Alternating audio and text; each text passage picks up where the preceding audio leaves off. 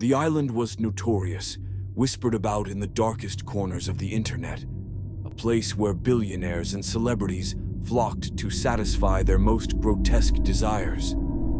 Officially known as Little Saint, James, the world would come to know it simply as Epstein's Island, a paradise of depravity where nightmares were born. But the truth, the real horror of that place, ran deeper than anyone could have imagined. Beyond the mansions and pools, the helicopter pads, and the sprawling estates, there was a part of the island never mentioned in courtrooms or documentaries. It was a part of the island that didn't exist on any maps. Hidden within dense thickets of palms and underbrush was a massive, ancient temple, its walls adorned with symbols too obscene for the human mind to fully comprehend. This was no ordinary place of worship. The island's true purpose was much darker. Beneath the luxurious surface of Epstein's Island, in caverns dug deep into the earth, a cult had thrived for centuries. Its members, known only as the Order of the Key, were powerful, faceless figures whose identities had long since faded into legend. They had wealth beyond measure, but what they sought was something far more insidious: eternal life. And to achieve it, they required something precious, something pure: the children. Each year, they brought dozens of children to the island under the guise of elite, private retreats. The Order would arrive in secret, their faces hidden behind golden masks that resembled the faces of animals: wolves, bulls, owls. The rituals were elaborate, sickeningly beautiful in their perversion. On the surface, they mimicked ancient rites of fertility and power, but their true aim was to summon something far older than mankind itself. They believed that through the corruption of innocence, they could channel a dark force, an entity that lived in the island's heart. The children, wide-eyed, terrified, were told that this was just a game. The island staff, the people they thought they could trust, told them it was a test of bravery.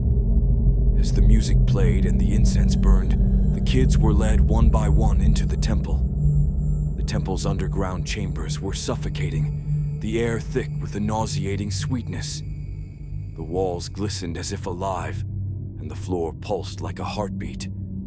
In the center, bound by chains, was the altar. It was here that the Order performed their rituals, bathing in the life force of their victims, calling upon something that should never be called. But one night, everything went wrong. The cult had grown greedy. They pushed too far, performed the ritual too many times, and the force they'd been siphoning for generations grew restless. That night, as the final child was brought before the altar, the island itself began to tremble. The walls of the temple groaned, and the air inside became freezing cold.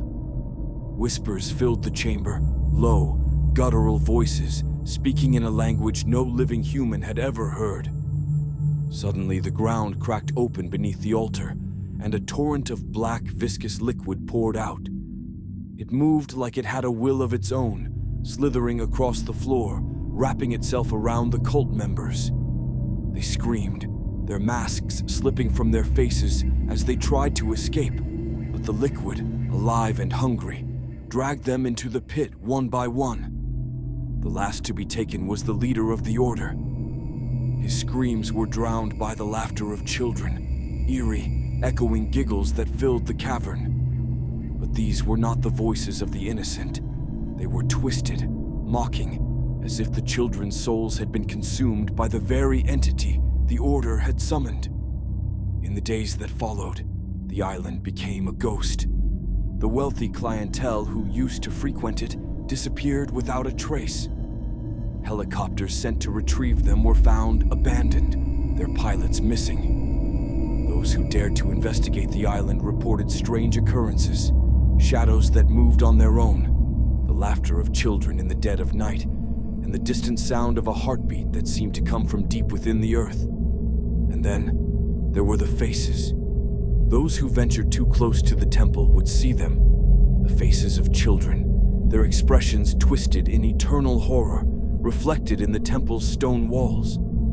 They would whisper your name, promising you wealth, power, immortality. If only you would step inside. No one who did ever returned. To this day, the island remains cordoned off, deemed too dangerous for exploration. But the whispers persist.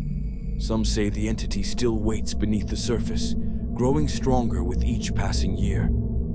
Others claim that it has already spread, infecting those who were involved in the rituals, driving them to madness. And if you listen closely on a quiet night, when the wind blows just right, you can still hear the faint laughter of the children, forever trapped, forever calling for help that will never come. Epstein's Island was not just a place of human evil. It was the mouth of hell itself, and it had devoured all who dared to dance with the darkness.